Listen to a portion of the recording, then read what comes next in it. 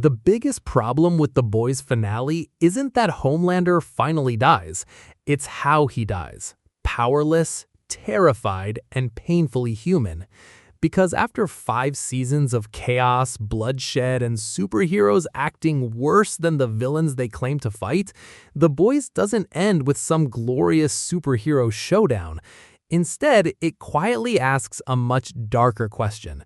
What happens when the people trying to stop monsters slowly become monsters themselves?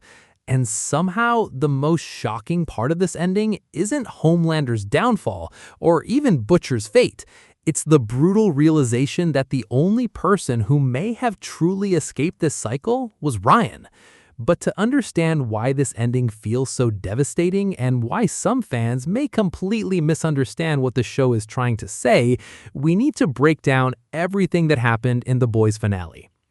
After years of escalating violence and political chaos, the finale opens on something surprisingly quiet: grief. Frenchie is gone, and the emotional damage of his sacrifice hangs over the entire group like a storm cloud. What makes this moment work is that the show doesn't rush past it. Frenchie had always been one of the emotional anchors of the team. Messy, unpredictable, often hilarious, but deeply human beneath all the darkness. His death leaves a scar, especially on Kimiko, whose silence throughout much of the episode says more than words ever could. But in true The Boys fashion, grief immediately transforms into strategy. Frenchie's sacrifice wasn't meaningless because the team finally possesses the one thing they've spent years desperately searching for: a real way to stop Homelander. Not kill him, not temporarily slow him down, stop him. Sister Sage, who has spent most of the season manipulating everyone around her like pieces on a chessboard, unknowingly helps trigger the moment that changes everything. After provoking Kimiko hard enough, Kimiko unleashes the replicated depowering force connected to Soldier Boy's abilities, and suddenly, for the first time in this show, Homelander is no longer untouchable. And honestly, this may be the smartest narrative choice the show could have made, because think about it for a second. If Homelander had simply died in some giant CGI battle, it would have felt predictable. Fans expected explosions, laser beams, a final god-tier clash. But The Boys has always been smarter than traditional superhero stories. Homelander's greatest fear was never death. It was weakness. It was irrelevance. It was becoming ordinary. For years, he defined himself through superiority, through domination, through the terrifying belief that he was above everyone else. So stripping away his powers before killing him, that isn't just satisfying, it's poetic punishment.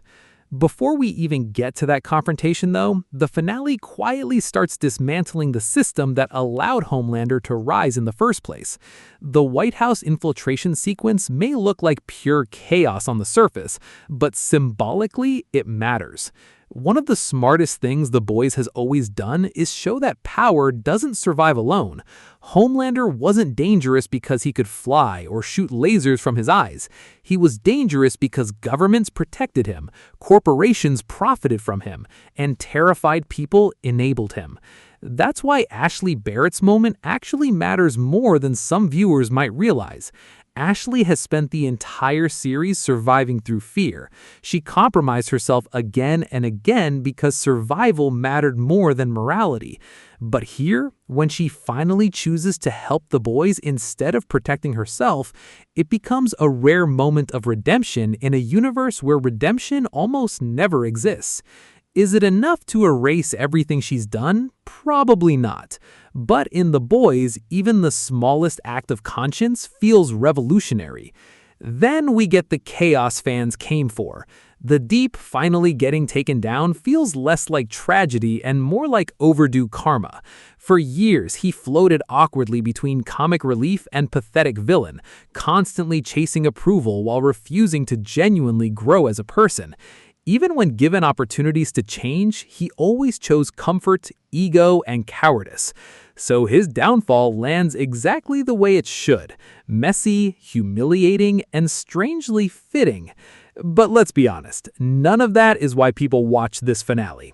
everything in this episode exists to build towards one inevitable moment: Homelander versus Butcher. This fight isn't just physical, it's ideological, and that's what makes it so powerful. For years, these two men have been mirrors of each other in ways fans sometimes ignore. Both are violent, both are traumatized, both believe extreme measures are justified if the outcome feels important enough. The difference is that Homelander embraced becoming a monster, while Butcher spent years convincing himself he was becoming one for the right reasons. But by the finale, the line feels terrifyingly thin. Ryan's role in this fight becomes crucial because Ryan has always represented possibility. Throughout the series, he stood at a crossroads between two broken father figures. Homelander wanted Ryan to embrace power without empathy.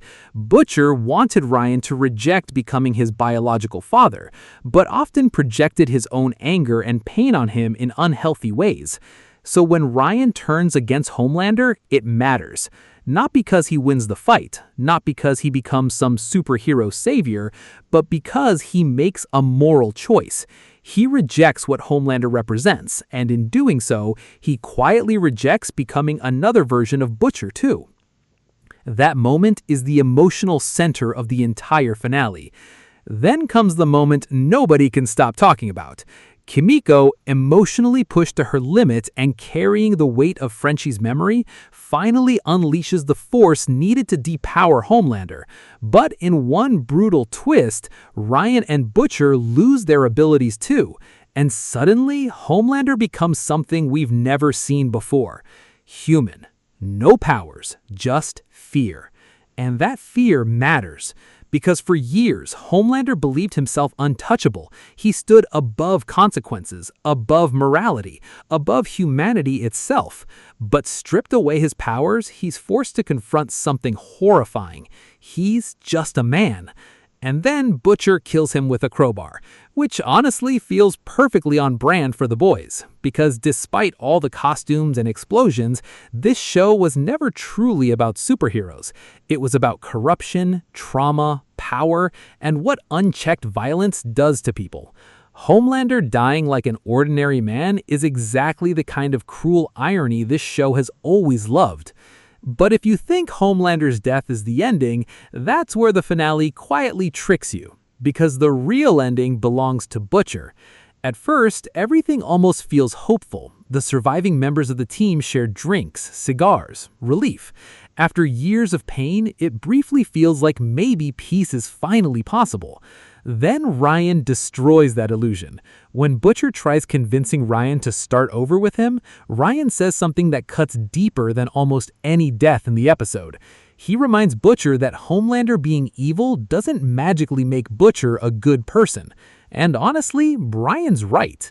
This is where the finale becomes smarter than many viewers might initially give it credit for, because the boys quietly spent years asking an uncomfortable question: what happens when revenge becomes your identity? Butcher lost Becca, he lost his humanity, he lost himself, and over time he started becoming something dangerously close to the thing he hated. Ryan sees that, and instead of choosing another violent father figure, he walks away. That decision might actually be the real victory of the finale, because Ryan breaks the cycle. Then comes what might secretly be the saddest moment of the entire episode: Terror's death. Yes, the dog. And strangely enough, it works emotionally because Terror represented something simple in Butcher's life: loyalty, consistency, family. In a world full of betrayal and violence, Terror was one of the last pieces of unconditional love Butcher had left. So when Butcher realizes Terror is gone, the moment quietly destroys him. No Becca, no Ryan, nothing. And that emptiness pushes him towards one final terrible decision. Taking the soup-targeting virus proves that even after Homelander's gone, Butcher still can't stop fighting. Revenge became his identity so completely that he no longer knows how to exist without it. And Hughie notices. Now, this is where the finale makes its boldest move, because Hughie, the guy who spent 5 seasons desperately trying to stay morally grounded, becomes the one forced to make the impossible choice: save Butcher or save everyone else. And when Hughie kills Butcher, it lands like tragedy instead of triumph. There's no victory here, just heartbreak, because Hughie finally understands what this world does to people. Eventually, someone has to cross the line, even him. And yet, somehow, the finale still gives us hope. The epilogue slows everything down. Hughie rejecting political power to live quietly with Annie feels meaningful because after years of violence, he chooses normalcy. Annie continuing to help people while preparing for motherhood suggests something rare in the boys' universe: healing. And naming their unborn child Robin, that isn't just fan service, it's closure. Robin's death shattered Hughie's life and started this entire journey. Naming his child after her suggests he's finally stopped running from grief. He's learning to live with it. Even Ashley Barrett getting impeached somehow feels weirdly perfect. After surviving every disaster imaginable, she still ends up paying the price in the most humiliating political way possible. Very The Boys. But maybe the cruelest truth of this ending is this: Homelander lost himself because of power. Butcher lost himself fighting power. And in the end, the only person who truly escaped becoming a monster was the kid everyone feared would become the next one. Ryan didn't win because he was stronger. He won because he walked away. And after 5 seasons of blood, betrayal, and destruction, maybe that's the most shocking ending the boys could have possibly given us.